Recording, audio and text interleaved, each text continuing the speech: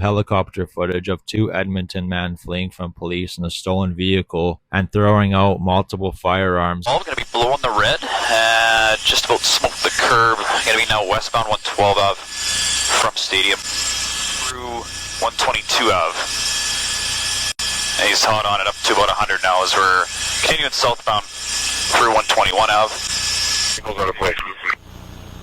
Do they still have the firearm? Tactical's back in. We're en route to the next two. Okay, driver just ditched the firearm into a back. They're coming back out to the half.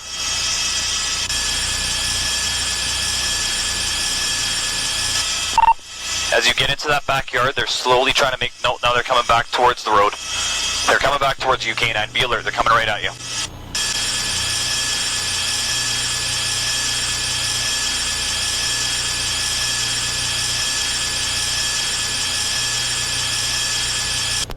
Yeah, this is shotgun.